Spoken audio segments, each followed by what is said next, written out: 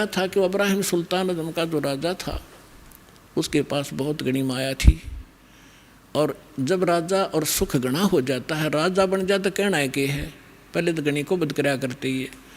उसने हजारों की संख्या में तो औरतें रखी हुई थी बकवाद करने के लिए, विवाह कर करके, और को बद कितनी कराया करता इससे अंदाज़ा लगाया जा सकता है। लेकिन चाह भगवान की फिर भी थी। आज थोड़ा समय थोड़ा शॉर्ट में बताऊंगा। जो दास बताना चाह रहा था कि आप तो माया मांगनाओ हो, और परमात्मा ने जिसका मोक्ष किया वो माया से अलग किया। अब एक दिन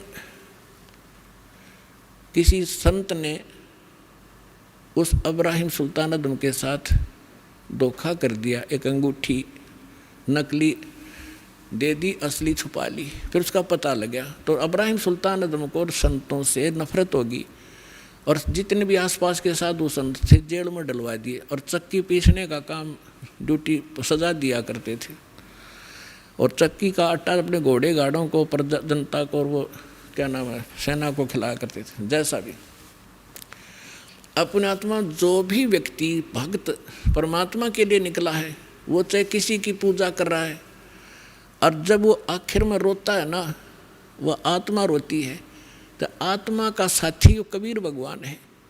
जब उसने देखा कि भगवान के लिए निकले थे ये 100-200 भक्त, और ये इसने जेल में ठोक दिया नालायक ने, और वो भी भगत परमात्मा का था, पूर्व जन्म का उसके कर्म बिगड़े थे। तो वहाँ पहुँच गए दाता। उसने क्या प्रश्न किया था, इब्राहिम सुल्तान ये प्रश्न करता था कि तूने भगवान देखा है अल्लाह, कहाँ है, कैसा है, तो मुझे दिखा, मुझे बता। और उसके प्रश्न का उत्तर नहीं देता था, उसको जेल में ठोक देता था। ऐसे 300-350 संत जेल में ठोक रखे थे। उनको छुड़वाने के लिए और उस नादान आत्मा को परमात्मा के मार्ग पर लगाने के लिए परमात्मा ने, कहते हैं 100 छल छिद्र मैं करूँ अपने जन के काज। एक रबहारी बनकर ऊँट, जैसे राजस्थान के व्यक्ति आते थे हमारे यहाँ, ऊँटों वाले काफ़ी काफिला लेकर आते थे।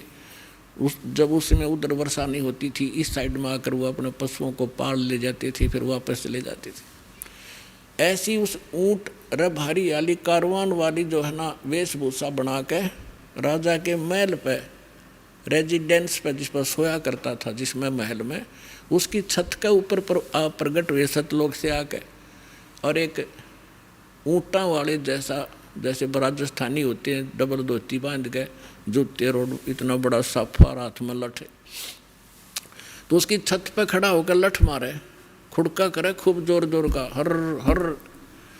अब राजा की छत पे तो चिड़िया भी नहीं बोल सकती, और उन्होंने खूब खाड़ा कर रखा। राजा एकदम उठा, नौकरों को लताड़ा के तुम क्या कर रहे हो, ऊपर कौन शोर कर रहा है। नौकर गए ऊपर, लाए पकड़ के, वो सामने खड़ा है राजस्थानी सा परमात्मा, और कहने लगे कि तू कौन है, कहाँ से आया है, ऊपर छत पर क्या कर रहा था। राजा ने पूछा। परमात्मा ने कहा कि मेरा ऊँट खो गया, मेरा ऊँट गुम हो गया, और मैं ऊँट खोजूं था, शायद तेरी छात पर बैठा हो। तो राजा हंसा उसकी मूर्खता पे, कहने लगा अरे मूर्ख, ऊँट कभी छत पर जा सकता है, तेरी अकल मारेगी, ऊँट मिलेगा कहीं जंगल में, खोज वहाँ जा करके। तब परमात्मा ने कहा कि जिस प्रकार ऊँट छत पर नहीं मिल सकता, क्वाइट इम्पॉसिबल, इसी प्रकार जिस प्रकार तू बकवाद कर रहा है, ऐसे अल्लाह प्राप्त नहीं हो सकता। और न्यों कह के अंतर ध्यान हो गए उसी समय। अब सामने बात कर रहे आदमी ना दिखे, कलेजा तुम्हें फट जाए, आधा तो आदमी का कलेजा हिल जाए, वो बेहोश हो गया राजा। उधर से परमात्मा, वो तो राजा को लागे उपचार में करने, वहाँ पहुँच गया जहाँ वो चक्की पीस रहे थे जेल में। कौन? उसके भक्त। देखो पुण्यात्माओं, अब आपको ज्ञान होगा ना। पहले हमने जो सुख होता, हम सोचा करते कृष्ण जी ने कर दिया, हनुमान जी ने कर दिया, करने वाले का था। कहते हैं जगत का पेखना पेख्या, धनी का नाम ना लेखा। गीता अध्याय नंबर 15 के श्लोक नंबर 16 और 17 में 3 पुरुष बताए हैं, एक सर्वपुरुष एक अक्षर पुरुष। लेकिन इनसे हटकर जो उत्तम पुरुष है वो तीनों लोकों में प्रवेश करके सबका धारण पोषण करता है, यानी सबके दुख सुख वही निमेटता है। वो अव्यय ईश्वर है, वो परमात्मा परम अक्षर ब्रह्म सत्य पुरुष कबीर साहब है। तो वहाँ जा करके सिपाहियों से कहा कि भाई औलदारो, मैं भी आ गया और तुम्हारे राजा ने जेल कर दी मेरी, मैं भी साधु हूँ, साधु वेशभूषा बना ली वहाँ जाके। तो सिपाही बोले ठीक है भाई, एक चक्की तू लग जा, पीछे हट बैठ। तो थोड़ी देर में क्या किया परमात्मा ने कि भाई देखो, एक काम करेंगे हम कैदी, चाहे तो हमसे चक्की पिसवा लो और चाहे इसमें कनक डलवा लो, एक काम तुम करोगे, काम करेंगे। अब सिपाहियों ने सोचा जो अच्छा क्रांतिकारी आया, इस नांदे सारे स्ट्राइक करवा दी। तुमको दुख हुआ कि इसको सीधा करेंगे। अब कहने लगे हम कणक डालेंगे चक्की में और तुम पीसो। उन्होंने सोचा पहले दिन को 2-3 घंटे में छोड़ देते थे, आज शाम तक रगड़ेंगे।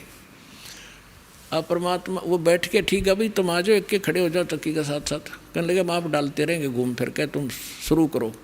परमात्मा बोले खड़े हो जाओ, वे सारे खड़े हो गए और आंखें बंद कर लो।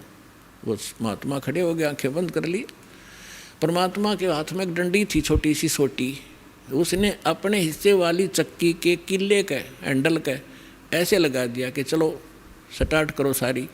वो एक 360 चक्की बतावें अपने आप घूमने लाएगी ना, फुल स्पीड से, बिजली की भी ना चला इतनी तेज़। और परमात्मा बोले ले औलदारो, इसमें डालो आटा पीस लो, गेहूँ डालो और पीस लो, हम चले। तो उन्होंने कहा कि आंखें बंद करो, उन्होंने सारे आँख बंद कर ली। परमात्मा ने कहा आंखें खोलो। राजा के उस स्थान से लगभग 1 किलोमीटर दूर जंगल में सारे खड़े पाए और कहने लगे भाग जाओ यहाँ से, इस नालायक के राज में फिर मत आ जाना। अब वो चक्की अपने आप चल रही है, सारे सैनिक वो कैदी बाज गए। अब सैनिका ने सोची तुम मर गए भाई, जो राजा तुमने गड़ेगा, न्यू क्या तुमने भगा दिए जानबूझ गए। भागे गए 1-2 के राजा से हो गया से हो गया। अब परमात्मा ने वो चक्की चालू राखी कदे राजा ने दुखी करे, तुमने जान के निकाल दिए। तब राजा को पता चला, राजा देखने आया कि चक्की अपने आप चल रही है। उन चक्की जब बंद हुई, जब राजा ने देख ली, इतने दयालु हैं ये, किसी पर दुख नहीं आने देते कि सैनिकों ने तंग करेगा, नालायक आदमी अपने कर्म बिगाड़ेगा।